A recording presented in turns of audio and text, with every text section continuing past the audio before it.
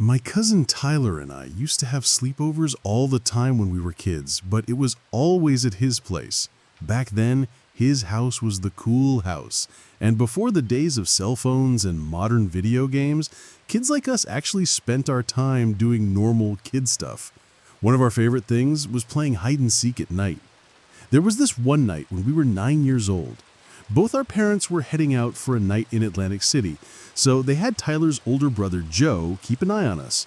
But about an hour into the evening, Joe came over and told us he was heading out too and not to tell Mom. Honestly, this was nothing new. Tyler and Joe did this often because it worked out for both of them. Tyler loved having the house to himself, and Joe hated getting stuck home all night. By the time Joe slipped out the door, it was already a little late, around 9 p.m. We had finished our dinners and decided it would be the perfect time to play hide and seek. Their house was honestly massive, with all these hallways and hidden corners, so playing there was always a blast. That night, I was the one hiding first. We decided to start in the basement, where Tyler would count. We had a rule: no house lights allowed, only flashlights. It was our way of making the game feel cooler, like a real adventure. I tiptoed up the basement stairs, careful not to let the steps creak too loudly beneath me. Then I crept up the next flight to the upstairs hallway. The upstairs was like a whole other world, with another living area and 3 bedrooms that felt like they stretched on forever when the lights were off. I decided to hide in one of the unused bedrooms. It was cold and smelled faintly like old wood and carpet that hadn't been vacuumed in a while. I found a small gap between 2 oversized beanbag chairs and pulled a blanket over myself, making sure to bury in deep enough that I'd be hidden but still able to peek out if I needed to. I left the bedroom door slightly open, just enough so it wouldn't look suspicious, and the dark hallway beyond felt like it was holding its breath. I could feel the tension rising, the heavy quiet of the house pressing in, as I settled in to wait for Tyler to come looking. I heard the floorboards creaking as footsteps entered the room. Light, careful steps that pressed into the old carpet with a muffled crunch. Tyler was moving around the room now. I could hear him shifting quietly in the darkness, his presence brushing against the silence like a whisper. I listened as he walked over to the closet and pulled the door open. The hinges groaned softly. Then he opened the second closet, the sound of the sliding door scraping faintly before falling into another heavy silence. For a moment, everything was so still I could hear my own breathing, tight and shallow beneath the blanket. Then the quiet shattered as I heard him move across the room, his steps padding softly over the carpet as he made his way to the desk. I heard the drawers being pulled open one by one, the thin wooden panels rattling as he rummaged through them, papers rustling softly like dead leaves. And then, out of nowhere, I heard Tyler's voice drifting up the stairs, calling my name in that mockingly playful tone he always used to try to scare me. The sound of it, layered with the darkness and the cold air in the room, made my mouth drop open and twitch as the realization sank in. I was frozen, the hair on my neck standing up as I put 2 and 2 together. I lifted the edge of the blanket just enough to peek, my heart slamming against my ribs, hoping it was just Tyler messing around. But the moment I saw him, I knew. This wasn't Tyler. The figure standing in the room was much taller, the silhouette of a fully grown man, his shoulders broad and still in the dim light. It wasn't Joe. It wasn't Tyler's dad. The man froze, going stiff like a statue the instant Tyler's voice floated up the stairs again. I watched in horror as he ducked into the corner of the room, slipping behind that small section of wall that jutted out just enough to hide him, the darkness swallowing him almost completely. Then Tyler entered the room, his small hand gripping the flashlight as its beam cut across the shadows. He kept calling my name, slow and drawn out, the sound echoing off the walls, teasing, unaware of the danger in the room with us. I was praying, silently, desperately, that his flashlight wouldn't swing over to the corner, wouldn't catch the shape of the man crouched there, waiting in the shadows, holding his breath just like I was. The beam of Tyler's flashlight swept across the room and landed on me, catching the outline of my body under the blanket. He might not have even fully seen me, but I didn't wait to find out. I pushed the blanket off and crawled out, forcing a fake laugh, trying to make it look like he'd won. Okay, you got me," I said, my voice shaky but trying to sound playful as I put my arm around his back, nudging him gently toward the doorway. The room felt colder now, the shadows thicker, pressing against us as we moved. I kept talking to him, trying to keep my voice steady, joking about how good he was at finding me, how he was the hide-and-seek champion, anything to keep him calm and unaware. We made it out into the hallway, and every step felt heavy, like the darkness was reaching for our ankles, trying to pull us back.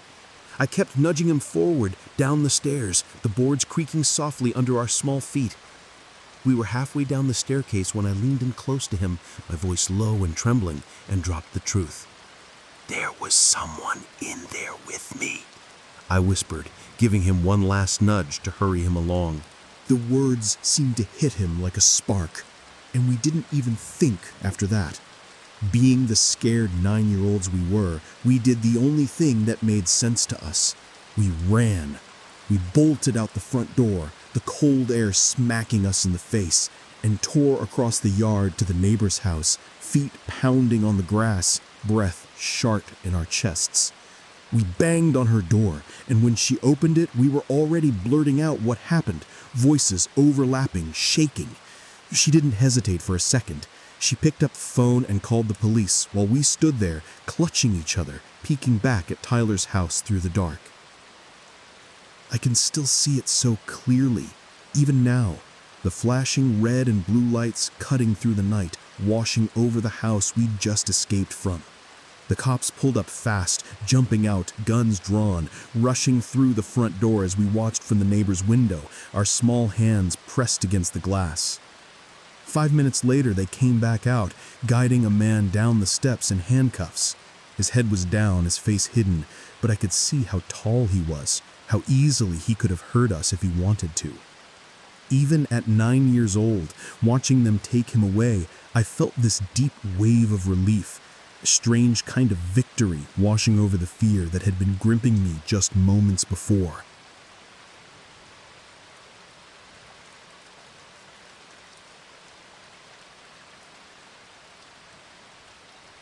There was this one time when I had a sleepover at my friend Mike's house on a cloudy, dark night when the sky felt heavy with the low rumble of thunder. A light drizzle pattered against the windows, and every now and then a flash of lightning would cut through the clouds, lighting up the room for a split second before sinking everything back into shadows. We were 13 years old, at that age where you feel like you're grown but still too young to shake off fear completely. Mike's house was tucked away on a dead-end street with just one other house sitting quietly next to it. Across the street was an open field, ringed by thick trees that always seemed to move even when there was no wind, and the backyard opened up to a forest that felt like it had no end. That night, Mike and I were up way past the time his dad had gone to sleep.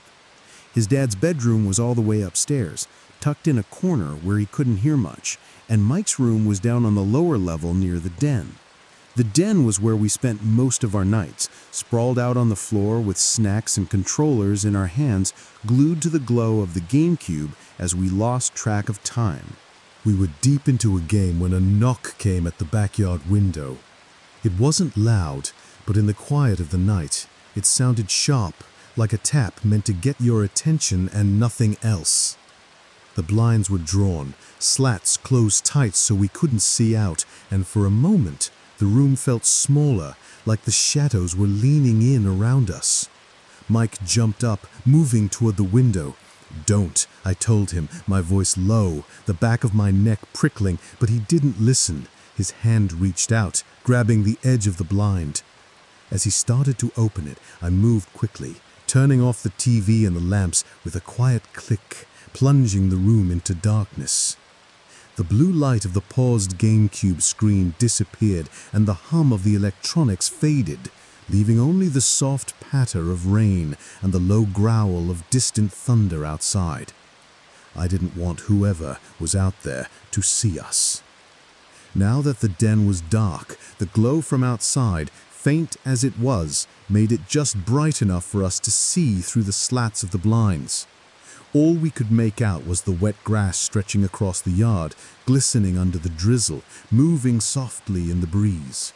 A small flash of lightning cracked across the sky, casting a pale, ghostly light for a moment, confirming that there was nothing there. Just empty, rain-soaked grass in every direction. We sat there in the dark for a while, the quiet pressing down on us, waiting, every second stretching out, thick and heavy, as we kept our eyes on the window, expecting at any moment for a face to appear or a hand to smack against the glass. Nothing happened. Eventually, after what felt like forever, we couldn't take the waiting anymore. Mike reached for the lamp, and the soft yellow light flickered to life, chasing the shadows back into the corners of the room. I turned the TV back on, the familiar glow and hum filling the den again, as we settled back into our game, trying to pretend like it hadn't happened. This time, the blinds stayed open. Every so often I found myself taking nervous glances at the window, scanning the dark yard for any movement, looking for shapes that didn't belong. The pit in my stomach tightening every time the wind moved the grass in a way that looked almost like footsteps. Eventually the game pulled me in, the tension slipping away as I forgot to keep checking. We were caught up in the glow of the TV and the fast clicks of the controllers, and for a while it felt like everything was normal again. Then came the second set of knocks. They were louder this time, sharper, and they cut right through the sound of the game, making both of us jump, our heads snapping toward each other, eyes wide, our breaths caught in our throats. With all the lights on in the den, the glare on the window turned it into a dark mirror, and we couldn't see anything outside. At least, not until the lightning struck again. For a single searing moment, the night outside lit up, the rain frozen in midair, the wet grass shimmering, and there, just for that brief instant, was the clear outline of a person standing at the window, staring in at us. This time, we didn't even think. We bolted up the stairs, feet pounding against the steps as we ran straight into Mike's dad's room, yanking him out of bed, shouting over each other, voices high and panicked, begging him to get up. He barely had time to process before we were shoving coats and shoes on, the three of us rushing through the house, turning on the backyard light as we burst out the back door, flashlights clutched tightly in our hands. The cold drizzle hit our faces immediately, mixing with the sweat on our skin, and the light from the back porch spilled over the wet grass and patches of dirt near the house. That's when we saw them. In the mud that had pooled next to the back wall, clear, heavy footprints were pressed deep into the wet earth. The tread of boots, each step distinct, leading away from the window. We followed them, flashlights trembling in our hands, sweeping the beams over the dark grass, tracking the footprints as far as we could. But as the mud faded away into the soaked lawn, so did the tracks, vanishing like they were never there. We searched everywhere, every corner of the yard, our flashlights slicing through the darkness as we called out, hoping, terrified, to hear an answer. We circled around to the front of the house, checking behind bushes, then ventured out toward the edge of the woods, the trees looming tall and black against the cloudy sky. There was no one. Eventually, we went back inside, cold and wet. The heaviness in my chest wouldn't let me close my eyes. Every creak of the house, every gust of wind against the window made me flinch, my heart pounding in my ears. The blinds were shut tight now, covering the window and the back door, but that did nothing to ease the tension twisting in my gut. I kept glancing at the clock, watching the minutes crawl by, dreading that moment I felt was coming. And it did. At exactly 12:15, I remember that number burned into my mind. The third set of knocks came, sharp and deliberate against the glass. Mike and I both shot up from the couches, eyes wide in the dark, and, without a word, we ran upstairs again, feet thudding on the steps, straight to his dad's room. This time, Mike's dad grabbed his coat and flashlight and ran outside alone, telling us to stay put and to call the cops. We watched from the window as he moved through the yard, the beam of his flashlight darting across the wet grass, rain soaking him within seconds. He came back inside, dripping wet, shaking his head. There was no one there. The cops arrived, lights flashing in the night, but there was nothing they could do, nothing they could find. The knocking didn't come again that night, but I didn't sleep. Not really. Just lay there in the dark, with my eyes open, waiting, listening. I never slept over at Mike's house again after that. Ever since that night, the den has felt wrong to me, like the air in there remembers what happened, and it's waiting for something to knock on that window again.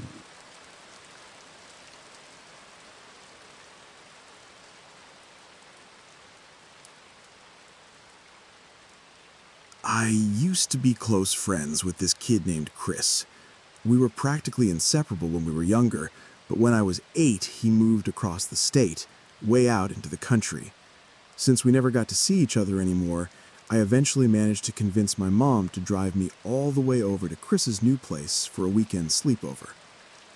As we pulled onto his property, I could tell right away that this was the perfect place for doing anything outdoorsy. His house was a decent size, sitting alone with nothing but thick, endless woods stretching out in every direction, the trees swaying gently under the gray sky as we drove up the gravel driveway. The first day, we didn't end up doing much since I got there pretty late. We just hung out in his room, talking and catching up, and then put on a movie. A couple of times while we were watching, I thought I heard something. Faint sounds coming from beneath the floor, like light thumps or creaks that didn't match the house settling. I turned to him, lowering my voice. "Do you guys have a basement? Is someone down there?" Chris shook his head, looking a little uneasy. He told me there wasn't a basement at all, but that his whole family had been hearing strange noises coming from under the floor for the past few days. They were planning on having someone come out to inspect it soon. The next day was partly cloudy and warm, the air thick with the scent of wet earth and pine. We decided to spend most of the day outside, exploring. I managed to convince him to go for a walk in the woods with me, since it was all still pretty new to him, too.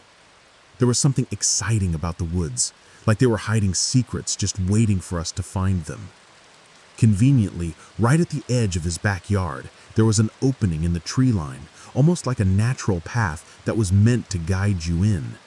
As we were walking toward it, Chris's foot suddenly hit something with a sharp metallic thud. We both stopped and looked down.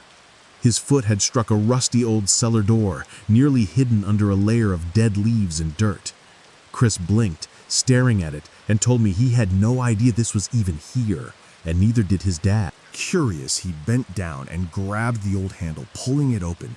The hinges screamed in protest, letting out an ear-piercing squeal that echoed into the trees, sending a shiver down my spine. When the door finally creaked open, a heavy darkness spilled out, the kind that seemed to swallow the light around it. It was the very definition of pitch black, and as we leaned closer, we could just barely make out the top rungs of a ladder leading down into a narrow tunnel that disappeared into the shadows. We stood there, the cold air seeping out of the dark opening and brushing against our skin, neither of us saying anything. Neither of us dared put even a single foot on that ladder. Suddenly, a sound echoed up from the tunnel, sharp and distant, like something heavy dropping onto a hard floor far below. Chris and I froze, leaning slightly over the dark opening, listening as the echo rolled back up towards us. Then came another sound, faint metallic clinks, like metal tapping or scraping, getting louder, closer, rising up the tunnel. It took us a few seconds to realize what we were actually hearing. Someone was climbing up the ladder. As soon as that sank in, we didn't wait around to see who it was. We turned and ran, feet pounding against the ground, crashing back through the grass toward the house, shouting for Chris's dad. When we dragged him outside, he stared at the old cellar door in shock, the color draining from his face as he realized what we had found. He stepped closer to the opening, calling down repeatedly, his voice echoing into the darkness, demanding that anyone down there come out. When no one answered, he pulled out his phone and called a few of his buddies, asking them to come over. Chris and I were forced to stay inside, watching from the window as his dad and two of his friends, all carrying heavy flashlights, gathered around the cellar door. We pressed our faces to the glass as they climbed down, one by one, disappearing into the dark tunnel. It felt like forever, but it was probably only 5 minutes before they came back up. Even from a distance, we could see it on their faces, pale, tense, eyes darting, their hands shaking slightly as they wiped them on their jeans. They kept looking back at the cellar, like they expected something else to crawl out behind them. They came back into the house, shutting the door firmly behind them before pulling Chris's mom aside to talk in low, urgent voices, their faces tight with worry. We tried to listen, but we couldn't make out what they were saying, and they never let us in on what they had seen down there. Apparently, the cops showed up not long after, their cruisers pulling up in front of the house, lights flashing silently in the dusk. Chris and I tried to watch from the hallway, but we were forced back into his room, the door shut tight so we couldn't see any of what was happening outside. We didn't know it then, but that was the last time I would ever see that cellar. In fact, it wasn't until I was 13 that Chris finally texted me one afternoon, years later, telling me what his dad had really found down there. 3 full body bags, tucked away in a dark corner of the cellar. An old cot, rusted and broken, sitting near the wall. Broken beer bottles littered across the dirt floor, and the thick, lingering smell of freshly smoked pot in the air. Chris told me that when we heard those sounds that day, we probably weren't just hearing random noises. We had heard the person who had been living down there. The person who had been responsible for those bodies, hiding in the dark just beneath our feet.